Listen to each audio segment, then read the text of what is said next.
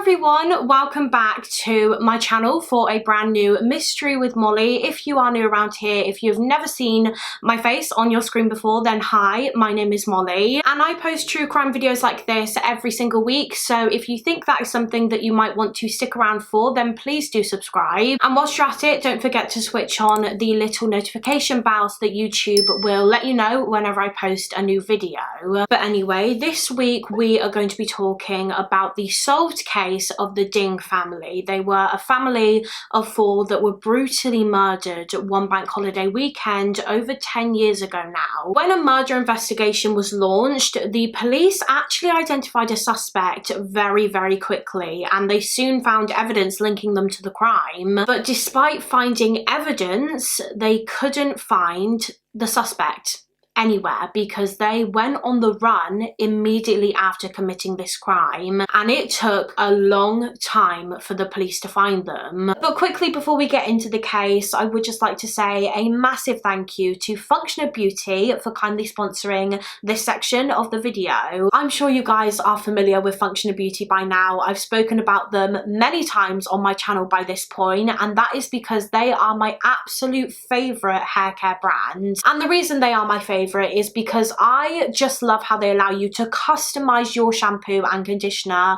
so that they best suit your hair. To make your custom formula, all you have to do is head to the Functional Beauty website and complete their super quick quiz in which you outline your hair type and your hair goals. For my hair goals, I usually pick things like deep condition, hydrate, volumize, strengthen and oil control. As well as this, you can also pick the scent of your products. One of my favorite scents is the mango, grapefruit and mandarin, which, oh my god, smells so good. But honestly, I have tried the majority of scents that Functional Beauty has to offer, and I'm yet to find one that I don't like. They all smell incredible. You can even pick the strength of your scent. I always pick strong because I just love when I'm like walking around and I get a whiff of my hair. In addition to the scent, you can also pick the colour of your product. So this time I chose yellow for my shampoo and pink for my conditioner, and you can choose the name that is printed on the bottles. But Functional Beauty don't just offer shampoo and conditioner in their hair care range, they also offer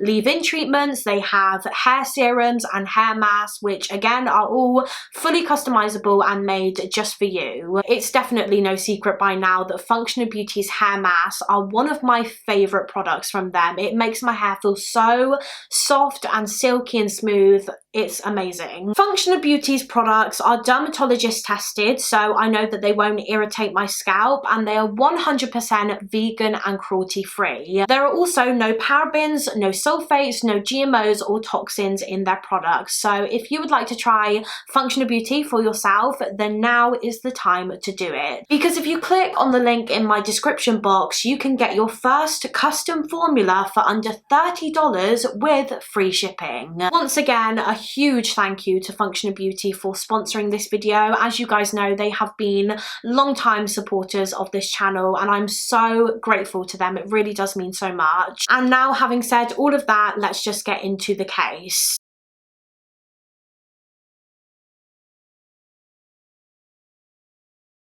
So for today's case, we are going back a decade to the year 2011 in Wootton, which is a village in Northamptonshire in England. Wootton was one of those areas that was described as being a very friendly place. There was a real sense of community there. There was a lot of community spirit. It was one of those places where everyone knew everyone and people would often stop and chat to one another when they were just walking down the street. It was a really nice area to live in. The people in Wootton looked out for one another. And one family that lived there in Wootton was the Ding family, which consisted of married couple Jeff and G Ding. G was also called Helen, and their 2 daughters Zing, who was also often called Nancy, and Alice. Jeff and Helen Ding were both born in 1964, so they were both around 46, 47 at the time that this case took place in 2011, and they were originally from East China. sooner. However, they moved to the UK in the year 1990 as this was where they wanted to start their little family. In 1993, the couple had their first child, Zing, and then about 6 years later in 1999, they had their second, Alice. So that means that Zing would have been around 18 years old when this case happened, and Alice would have been about 12. Jeff Ding worked as a university lecturer at Manchester Metropolitan University. I believe he was a science lecturer and he specialised in chemistry. So he was a very intelligent man and he was a very good teacher. He was really good at providing support to his students and the students really liked him. Jeff's wife Helen also worked in education. She worked at a school where she was a language teacher and she was also a very, very good teacher. 18-year-old Zing was getting ready to go to university. She was a very bright young girl and she decided that she was going to study medicine at Nottingham University, where she had already been offered a place. One of her main passions was music. She was a very talented musician. She played the violin and she was described as being very friendly, very calm and also funny. Her music teacher actually said that Zing had a wicked sense of humour and she was always cracking jokes. And she was a caring young girl. She was an incredible big sister because she was very protective of her little sister Alice. 12-year-old Alice was also very bright, just like her sister, and she also loved music, just like her sister. She and Zing would actually play the violin together. Alice was described as being a very bubbly and smiley young girl. She had one of those cheeky smiles that would just light up a room. Her favourite colour was yellow, which I think matched her personality quite well. She was outgoing, she was very hardworking. You could tell that, just like her sister and her parents, that she was going to go on to do incredible things because she was also highly intelligent and she had an incredible work ethic. By all accounts, the Ding family were a happy little family of 4. They obviously lived in Wootton in Northamptonshire. They lived in a house on Pioneer Close. They got along well with all of the neighbours. Those that knew the family said that they were very nice and welcoming. They would always make people feel welcome in their home. They were content. They were happy with, I think, every aspect of their lives really. They lived in a nice house in a lovely neighbourhood. Jeff and Helen had good jobs and Zing and Alice were doing exceptionally well in school. So everything was going well for the Dings, it seemed, which is why it was a bit of a shock to people when they just suddenly stopped hearing from them in April of 2011. It was towards the end of April and the beginning of May 2011, which was actually a bank holiday weekend. And it was a very busy bank holiday weekend in Britain, for the whole of the UK really, because that weekend was the weekend that Prince William and Kate Middleton got married. And just like every other village and town up and down the country, the village of Wootton was packed with street parties and garden parties. Everyone was out celebrating the royal wedding. Everyone except, it seemed, the Ding family. No one had seen or heard from any of them in days. None of them had been seen. In fact, one of the family members, I'm not sure which one, but one of them had plans to attend an event that weekend, but they just didn't show up. And they didn't let the people who they were meeting know that they weren't going to show up either. Neighbours of the Ding family really started to worry about them, and so one neighbour decided that they were just going to go round to their house and check on them, check that they were okay. It was Sunday the 1st of May 2011 when this neighbour knocked on the Ding's front door, but there was no answer and it seemed very, very quiet. It didn't seem like there was anyone inside the property. The neighbour didn't notice anyone moving around inside, but despite that they still decided to just investigate a bit more, and so they walked around the back of the house and they started looking in the windows to see if they could see anyone. And when this neighbour looked through the kitchen window, they were horrified because slumped on the kitchen floor they spotted what they believed was a dead human body. So immediately this neighbour contacted the police, who rushed straight to the scene, and they forced their way into the house, where they also came across that dead body on the kitchen floor. However, when the rest of the house was investigated, that wasn't all they found. There wasn't just one body, there were four dead bodies in this house, and these 4 bodies were that of the Ding family. Every single member of the Ding family was dead, and they had been murdered in their own home. The first body that was found was that of Jeff Ding, and I believe his body was the one that neighbour saw through the kitchen window. He was discovered just kind of slumped by a radiator in the kitchen, and he had stab wounds all over his body. He'd been stabbed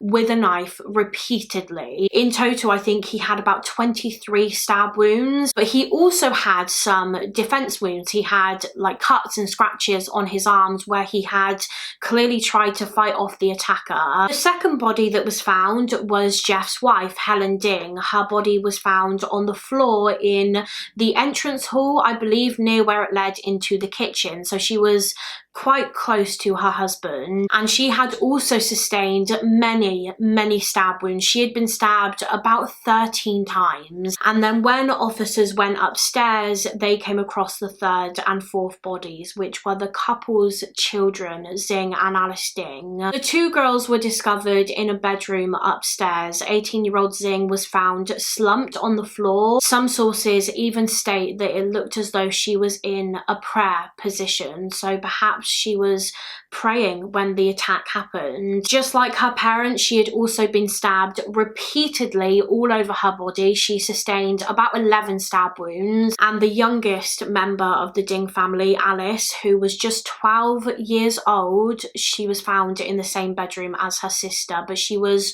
on the bed and she had been stabbed 4 times. It was a truly horrific scene. There was blood everywhere, absolutely everywhere. Every single member of this poor family had been slaughtered, and now the police had the task of trying to find out why. What had led to such a brutal and vicious attack? Who did this to them? Of course, as you would expect, as soon as the news broke that a family had been murdered in their own home, everyone in the local area and surrounding areas were absolutely terrified, because as we talked about earlier, Wootton was such a nice place, such a lovely and friendly neighborhood to live in. This kind of thing, this kind of violence was very rarely seen in a place like this, and the villagers were so scared. Obviously they didn't know what had happened yet. They didn't know the circumstances surrounding this horrific attack, and so everyone was so frightened that it would happen again. They were so worried that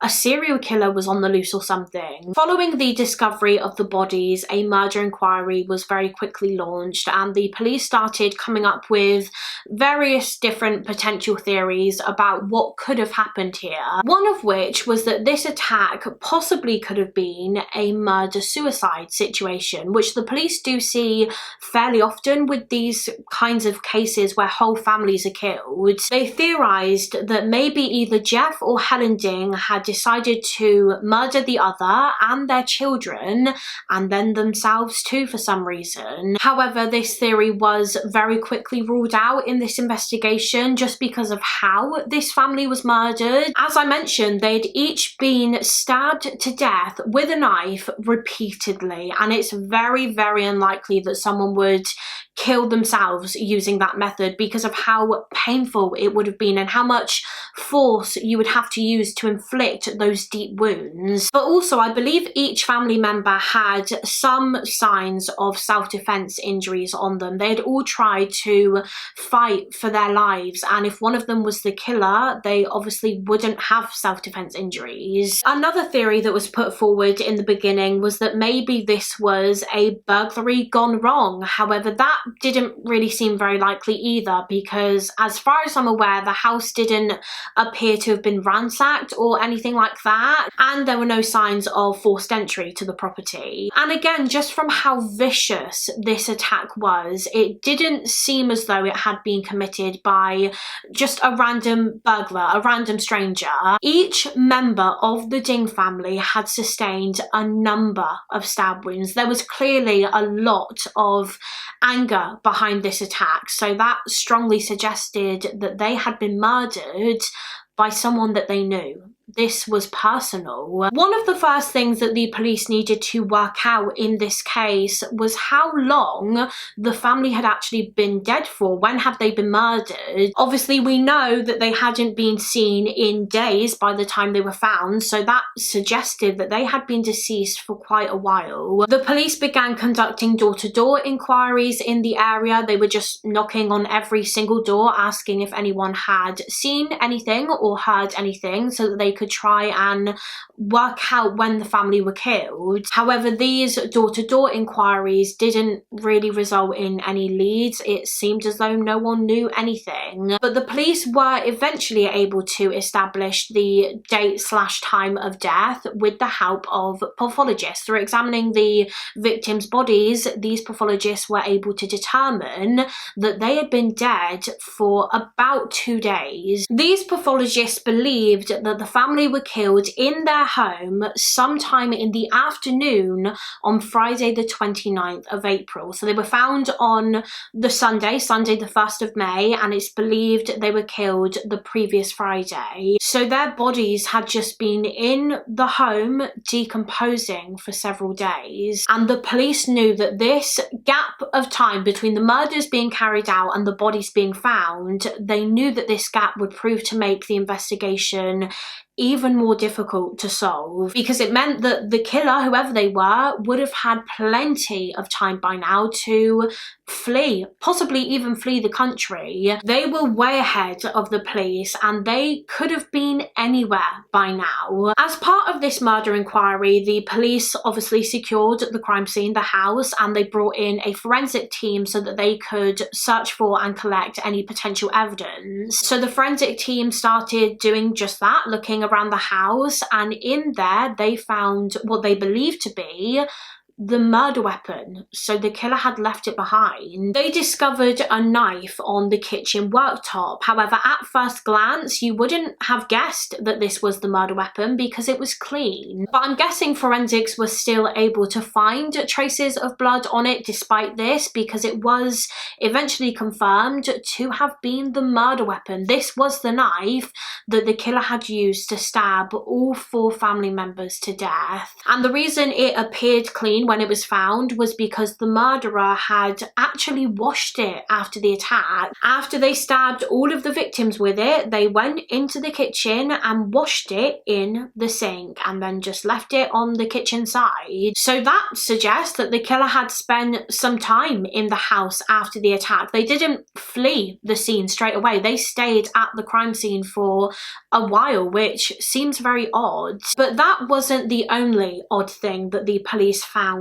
inside the house. They also discovered something very strange in the Ding's letterbox. Popped through the letterbox, they found a calling card from the West Midlands Police. Now, if you don't know what a calling card is, it's basically a little card, obviously, that the police put through your letterbox if they need to just speak to you about something. Maybe they knocked on your door to try and speak to you, but there was no answer, and so they pop a calling card through your door, which basically just says, "We need to chat to you about something. Please can you call us back?" And that was exactly the situation here. The police needed to speak to Jeff and Helen Ding in relation to an inquiry separate from this murder inquiry, obviously. We'll talk more about what this separate inquiry was in just a minute. But yeah, they needed to speak to Jeff and Helen, and so early on the Sunday morning, Sunday the 1st of May 2011, a couple of police officers went to the Dings' home in Wootton. They knocked on the door, but no one answered it. And so because there was no answer, they just popped the calling card through the letterbox, which asked the Dings to get in contact with the West Midlands Police. And then the officers just left. However, what those officers didn't know at the time was that the reason no one answered the front door was because the entire Ding family were were lying dead inside that house. Yeah, and it wouldn't be until later on that day that they found out that that was the reason, because later on that day, that Sunday, was when the concerned neighbour looked through the kitchen window and saw Jeff Ding's dead body. So as soon as the detectives discovered this calling card inside the Ding's letterbox, they immediately wanted to know what this was in relation to. Why did the police want to speak to the Dings? Could this have somehow been linked to the killings? After doing a bit of digging, they soon found out that the reason for this calling card was because the police wanted to speak to Jeff and Helen Ding about a missing persons inquiry. You see, just a couple of days before the Dings' bodies were found, coincidentally on the same day as the murders, the 29th of April, a man named Angu had gone missing, and the police wanted to speak to Jeff and Helen Ding about his disappearance because the Dings actually knew Angu quite well, and so they wanted to see if they had any information about his whereabouts. Angu was a 52-year-old man who, just like Jeff and Helen, was also originally from China. However, he and his wife had relocated to the UK in the late 1990s, and they started their own business. It was a herbal remedy shop in Birmingham, and they actually ran this business alongside the Dings, Jeff and Helen. You see, not long after Angu and his wife moved to the UK, Angu's wife met Helen Ding, and they got along really well, and they became good friends. And naturally, following this new friendship, the two women introduced their husbands to each other. So Helen introduced Jeff to Angu, and just like their wives, the two men got along really well too, and they became good friends. Such good friends, in fact, that they actually decided to go into business together. The two families started the herbal medicines business, and I believe they had 3 shops in total, 3 herbal medicine shops, and it was going really well. The business was making money, it was popular, and the Doos and the Dings were really happy. They were proud of the company that they had built together. However, things took a turn, I think around the year 1999, when the two families started having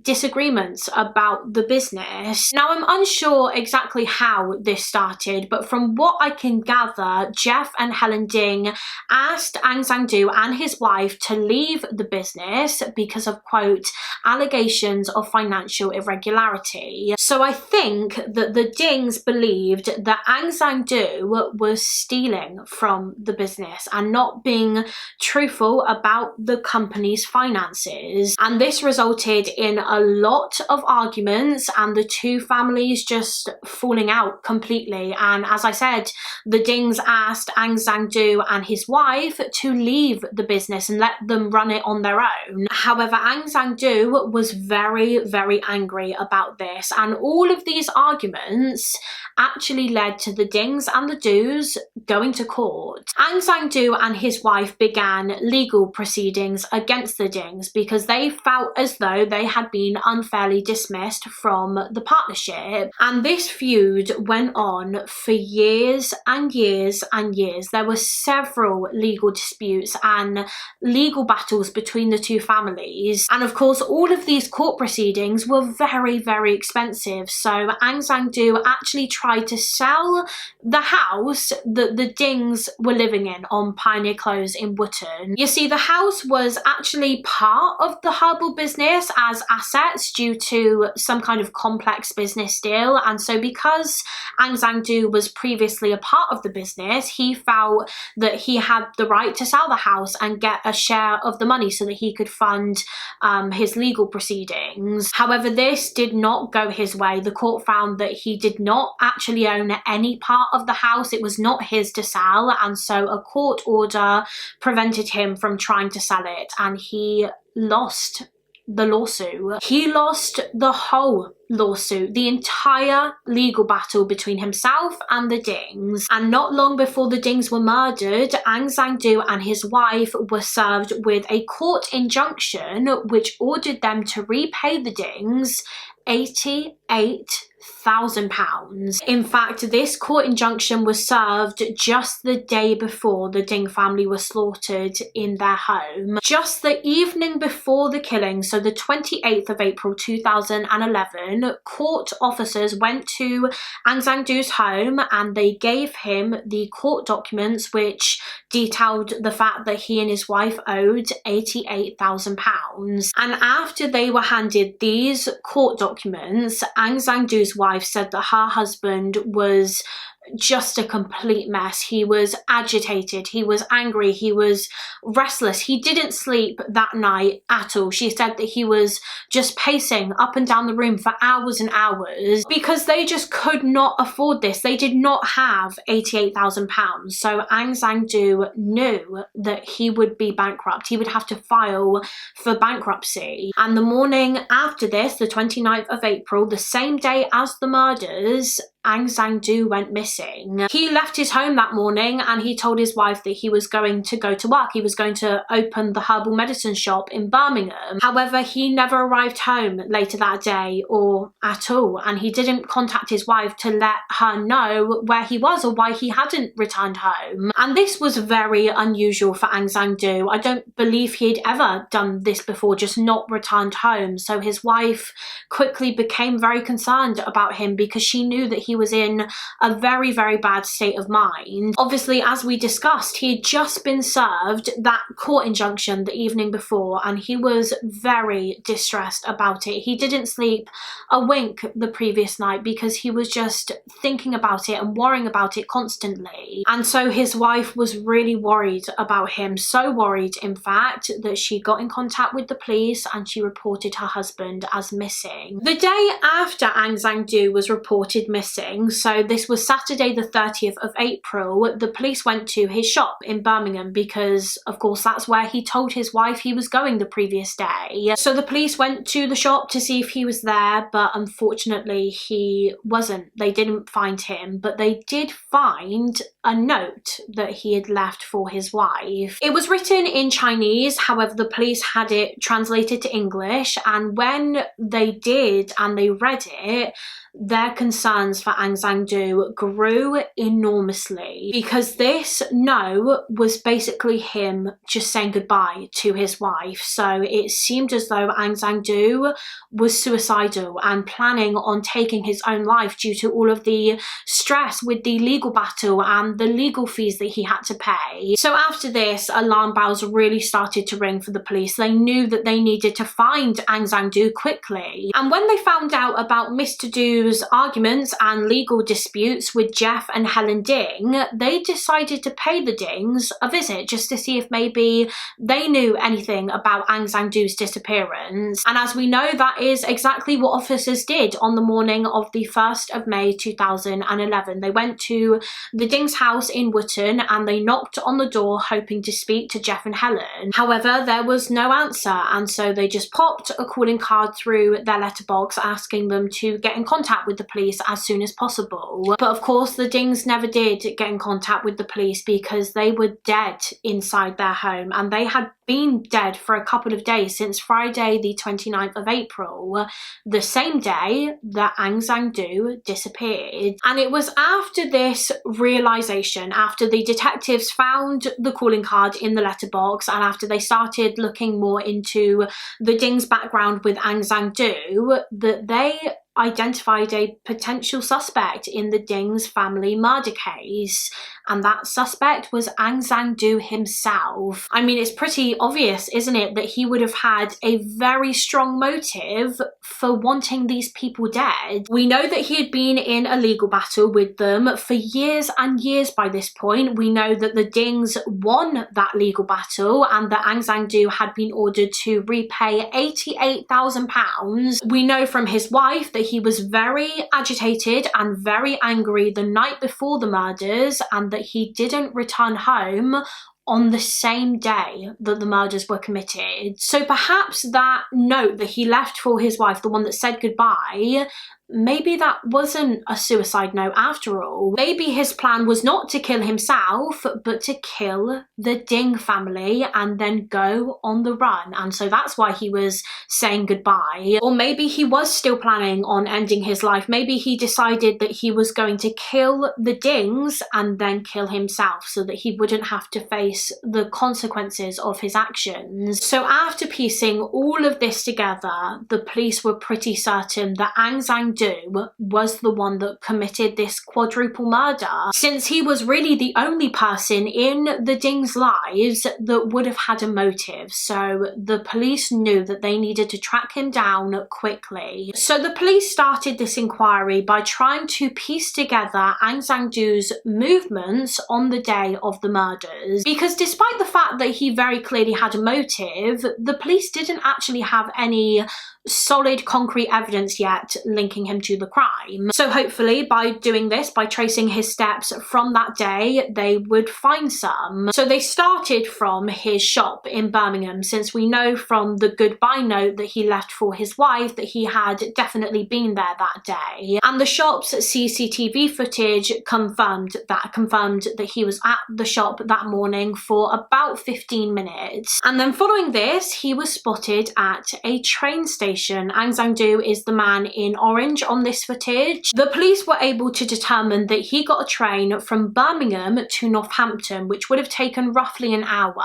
And then when he arrived in Northampton, he was spotted on CCTV again at a bus station, and he got on a bus that took him to Wootton, the village where the Ding family lived. The bus arrived at Wootton at around 1:25 p.m. that afternoon, and when it arrived, Angu actually approached the bus driver before getting off, and he asked him for directions, I believe to Pioneer Close, which is the road that the Dings lived on. So the driver gave him these directions and Du got off the bus. However, it appears as though the driver may have given him the wrong directions, because Du was really struggling to find their house. And so he went into the local village shop in Wootton and he asked for directions from the people that worked in there instead. So after finding all of this CCTV footage and after speaking to the bus driver and the people in the village shop, the police were able to place the main suspect in the village where the murders occurred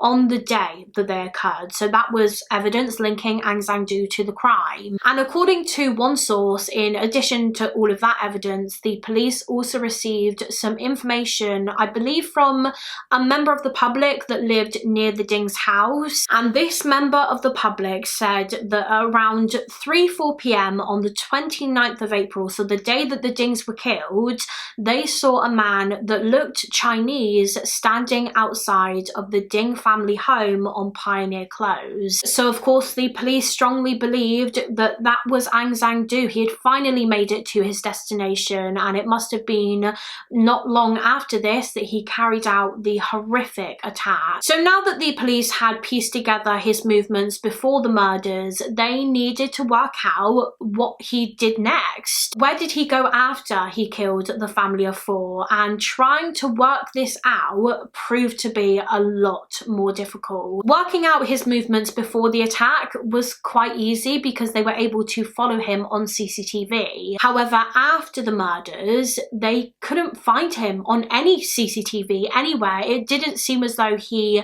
had got on another bus or a train or like in a taxi or anything like that. But what the police did soon find out was that shortly before the Dings were killed, their car actually went to the garage for a service, and whilst it was in the garage, they were given a courtesy car to use. It was a silver Vauxhall Corsa. However, when the 4 bodies were found, the car was gone. It was not parked outside of the home, so it became clear that Angu had stolen it. After he killed the family, he took the car keys, and that was what he used to get away from the crime scene. He didn't need to get on a bus or a train. He had the car. So now that the police had the identity of their main suspect, Angu, and they knew what car he was driving in, they turned to the public for help in tracking him down. They did a television appeal in which they asked the public to get in contact immediately if they saw Angu or the stolen car. They told the public not to approach him because he was obviously very, very dangerous, but to come forward if they spot him. And alongside this, alongside appealing to the public, the police also decided to use automatic number plate recognition cameras to try and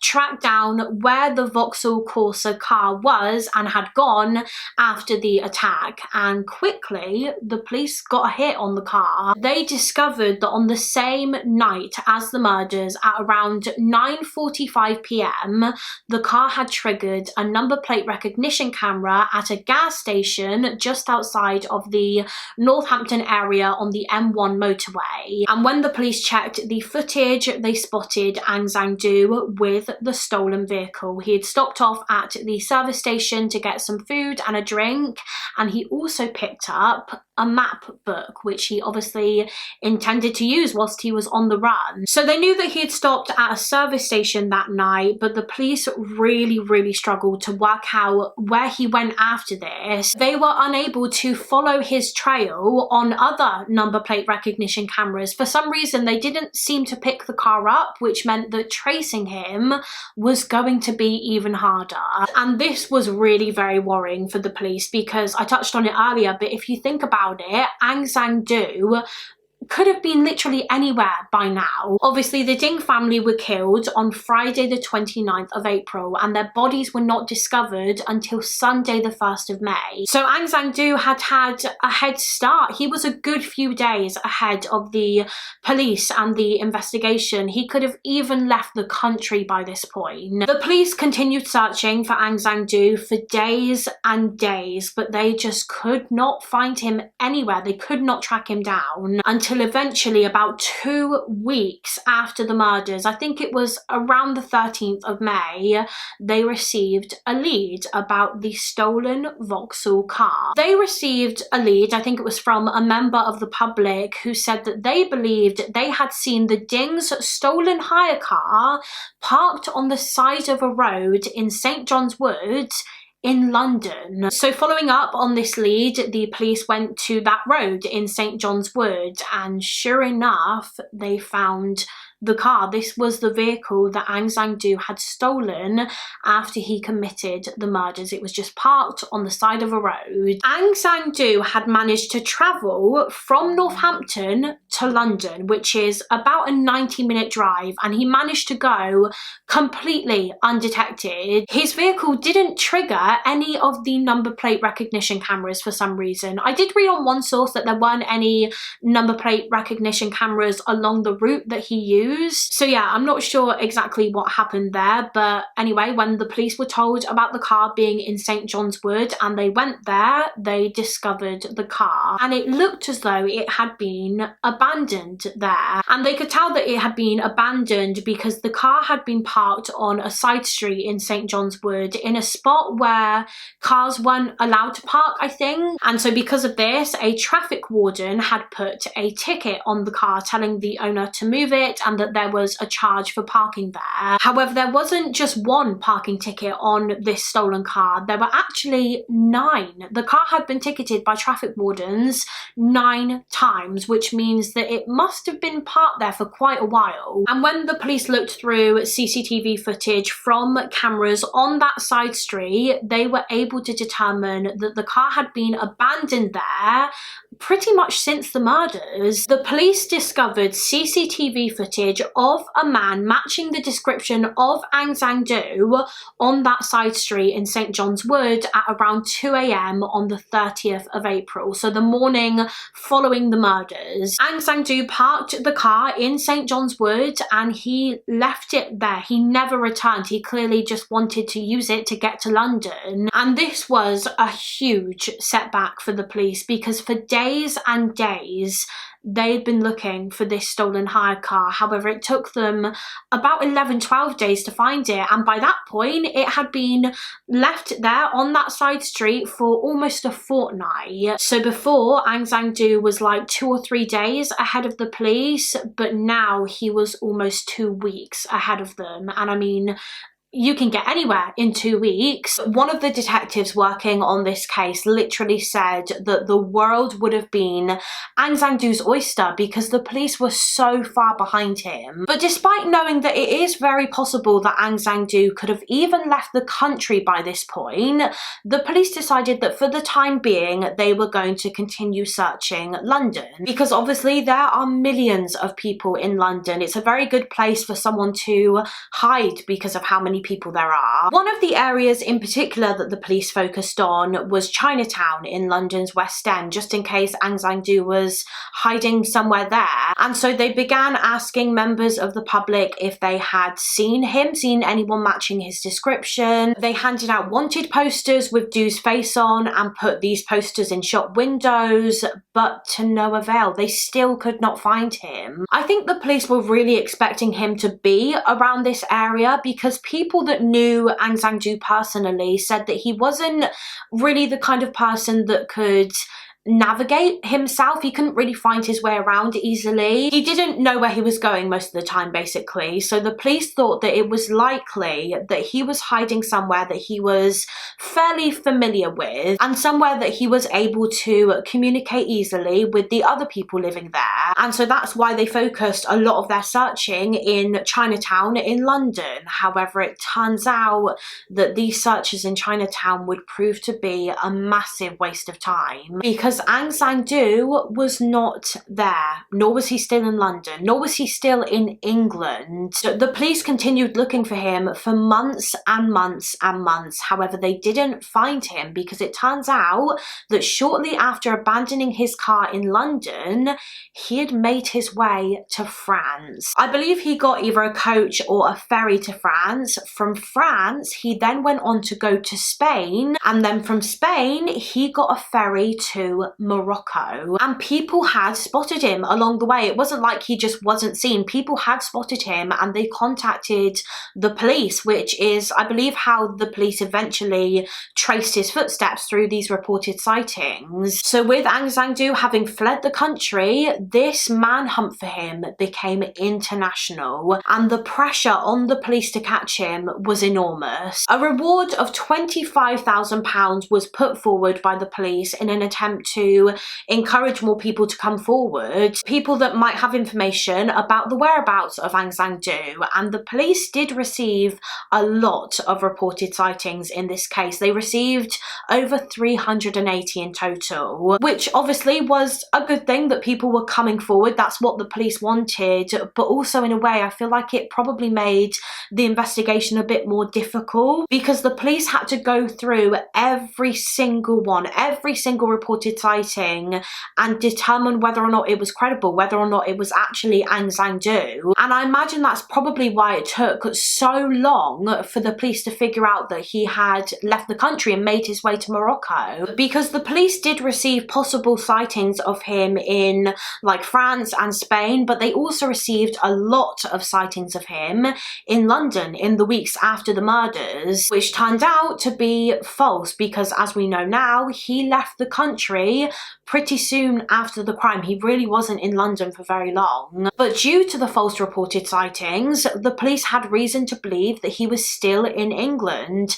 But he wasn't. He was long gone. The police received possible sightings of him from all over Europe, so it was incredibly difficult for them to establish which ones were really him. And so that meant that for months and months, Aung San Suu Kyi was able to fly under the radar. However, when the police eventually learned through reported sightings, and also I believe sightings of him on CCTV, that Aung San Suu Kyi had been in France, and then from France he went on to Spain, the police decided to appeal to the people in Spain. They actually did a television appeal on the Spanish version of Crime Watch, hoping that someone would recognise Aung San Suu Kyi and be able to notify the police of his whereabouts. And this Crime Watch appeal was also broadcast in Morocco, and it's a good thing it was too, because this television appeal and Aung San Suu Kyi's face being in the newspapers in Morocco would actually lead to the breakthrough that that the police desperately needed in this case. After the appeal was shown in Morocco, the police were contacted by a man that worked at a building site in Morocco. He was like the supervisor of this building site, and this supervisor contacted the authorities because he recognized the picture of the murder suspect as being someone that worked on his building site as a labourer. And so the local authorities looked into this lead and they discovered that it was Angu. Angu had fled to Morocco and he was working on a building site under a fake name, and I believe this fake name was Li Ming, and so he was arrested on the building site. He was finally apprehended in the summer of 2012, about 14 months after the murders. He'd been on the run for 14 months, which is insane. It was actually found that when Angu arrived in Morocco about 5 days after the murders, so he'd been there this whole time just working as a labourer and sleeping rough because he had nowhere to live. I believe he would actually sleep on the building site where he worked, so he was there day and night. He worked there in the day and then he slept there at night. But anyway, as I was saying, when he arrived in Morocco 5 days after the murders, he was actually arrested on suspicion of being an illegal immigrant. However, he was eventually let go because the authorities couldn't prove that he was there illegally, and so he was allowed to stay in Morocco. And of course, at the time, the police in Morocco had no reason to believe that this man was wanted in England, because why would they? It was only 5 days after the murders and the police believed that he was still in the UK at that point. It wasn't until months and months later that they focused their inquiries and their investigation in Morocco. So anyway, Angu was finally arrested in July of 2012 and he was kept in a jail in Morocco whilst the police in the UK began the extradition process, because obviously he needed to be brought back to England before he could be charged with the murders. In the end, the extradition process took about 6 months, so quite a while, but I think they usually do take quite a long time, these kind of things. But he was eventually brought back to the UK, and when he was charged with the Ding family murders. He was charged with 4 counts of murder. However, despite all of the evidence that the police had against him, and despite him literally going on the run, Angu decided to plead not guilty, which meant that a trial had to go ahead. Well, I say he pled not guilty, but he technically didn't deny the murders. He didn't deny that he was the one who killed the family, but his defense team argued that he should be convicted of manslaughter on the grounds of diminished responsibility and not of murder, because they claimed that he was not of sound mind at the time of the killings, that he was mentally ill and that he just lost control. Angu claimed that he didn't go to the house that night intending to stab the family to death. He said that he just went there to talk to the Dings because he was upset about the whole legal battle between his family and theirs, and he just wanted to talk to them about it. But he said that once he got there, an argument ensued between himself and Jeff Ding, and he just lost it and he killed them, all 4 of them. However, the police and the prosecution, of course, did not believe his version of events. They did not believe that he just lost control, and so they set out to prove to the jury that this was not manslaughter, that this was in fact a cold-blooded, planned murder. The prosecution's version of events was that on the day of the murders, on the 29th of April 2011, Angu was absolutely furious. He was so angry at the Dings because of the fact that he had lost the legal battle against them, and because he had been served that court order the evening before, which stated that he had to repay the Dings £88,000. So as we know, his wife said that he did not sleep at all that night. He was just pacing up and down for hours and hours because he was so outraged. And so it's believed that that was when he decided that he was going to take revenge on Jeff and Helen Ding. The morning after Du received the court order, he went to his herbal medicine shop in Birmingham, and as we know, there he wrote a goodbye note to his wife because his plan was obviously to go on the run after the attacks. It was also found that that's where he got the kitchen knife, the murder weapon. He picked it up at his shop and he took it with him, which I mean already suggests that these murders were planned. He didn't just lose control when he got there because he was armed with a knife. If he didn't intend to kill the family beforehand, why would he need to take a kitchen knife with him? But anyway, he picked up this kitchen knife, and as we discussed earlier, he was caught on CCTV boarding a train from Birmingham to Northampton. And then when he arrived in Northampton, he got a bus to the village of Wootton, where the Ding family lived. When he got to Wootton, he asked a couple of people, including the bus driver and the employees in the local village shop,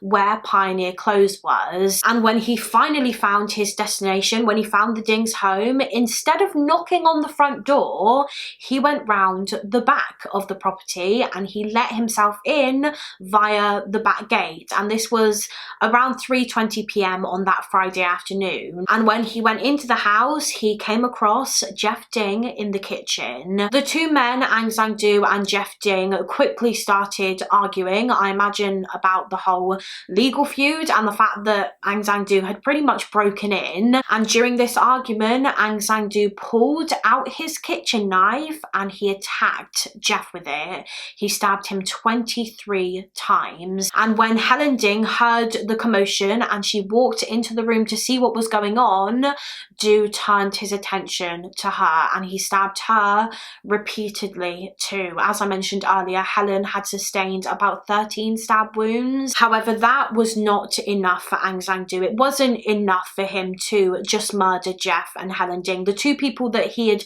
actually had the feud with. He also wanted to murder Jeff and Helen's daughters, Zing and Alice, who were hiding upstairs. Zing and Alice had obviously heard the attack, heard their parents' screams, and so they were hiding together in an upstairs bedroom. They were just huddled together and they were absolutely terrified. And something that was presented to the jury during the trial that I haven't actually mentioned in this video yet is a 999 call that the two girls had made when their parents were downstairs being stabbed to death. 18-year-old Zing actually had her mobile phone on her at the time of the attack, and so she dialed 999 to try and get some help. And the call did go through to a 999 operator, but the operator couldn't really tell what was being said on the call. All they could literally hear was two young girls screaming. It was about 20 seconds long and it was just the sound of two girls screaming before the call eventually dropped. The sisters didn't even have a chance to tell the operator what was going on because as they were on the phone, Angu Du walked upstairs and he entered the bedroom where the girls were hiding. And when he entered the room, he proceeded to stab both of them to death. The girls had to watch each other die, which is just horrific. I cannot imagine the terror that those poor sisters must have felt in those few minutes. Is awful. And what a lot of people just cannot understand in this case is why Angu Du felt the need to murder those two innocent girls. He was angry at their parents, Jeff and Helen, but the girls had nothing to do with anything that was going on with the legal battles. They were children. Well, Zing was 18, but as I said earlier, the legal battle went on for years and years, so she was a child when all of that was going on. And Alice was 12 years old. Why he felt the need to kill them too, I have no idea. It's literally insane how a grown man can just brutally stab two young girls repeatedly over and over again and not feel any remorse or any upset or guilt.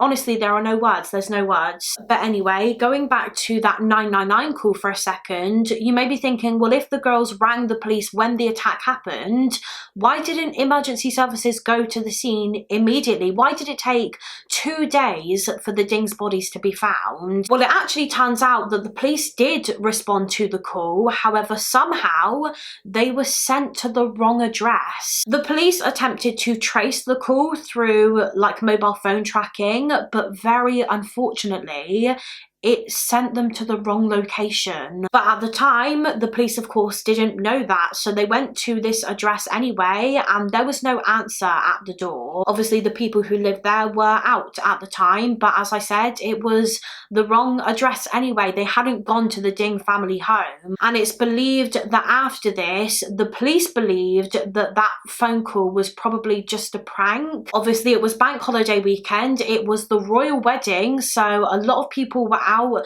celebrating and drinking alcohol, so I imagine they just assumed that this was some kind of sick and twisted joke that drunk people were pulling, and so the case was dropped. But of course it wasn't a prank, it was Zing and Alice Ding making that phone call, and it turns out that had the police been sent to the correct address, then they probably would have caught Angu straight away. They would have been able to arrest him then and there, because I mentioned this earlier on in the video, but he didn't leave the scene straight away. He actually stayed in the house for about 6 hours after the murders. In fact, he actually went to sleep afterwards. He just had a nap in the house where he had just brutally killed an entire family. He was sleeping in a house alongside his victims' dead bodies. After he had had his nap, he then proceeded to wash the murder weapon. He cleaned the knife in the sink in the kitchen where Jeff Ding's body was, and then he just left it on the kitchen worktop for the police to find. He then stole some cash from the Dings that was in their home, and just before he left the property, he grabbed their car keys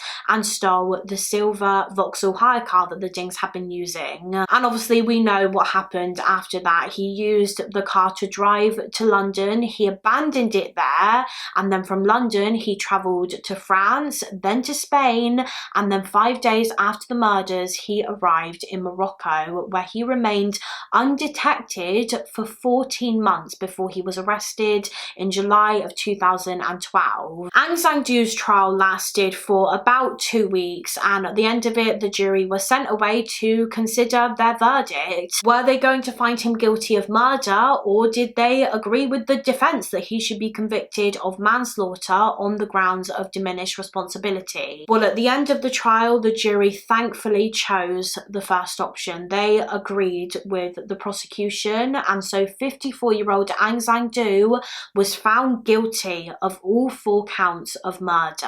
And on the 28th of November 2013, about 2.5 years after the crime, he was sentenced to life in prison with a minimum of 40 years. At the very least, he would have to serve 40 years before he is even considered for parole, by which point he will be in his early 90s. According to sources, he did try to appeal his sentence in June of 2014, but of course this appeal was rejected, and I don't think he has filed an appeal since. But that is it for this case, the case of the Ding family murders. A truly horrific case, and I hope to God that Angu never gets released from prison. I don't think he ever will, because as I said, he won't even become eligible for parole until his early 90s, and if he does make it to that age, it's very unlikely that they will grant him parole anyway, because of how brutal and awful this crime was. But yeah, that is it for this case. As always, please do let me know your thoughts and opinions in the comments. I would love to hear what you guys think. Also, let me know of any other cases that you would like to see me cover on this channel. You can let me know in the comments down below, or alternatively,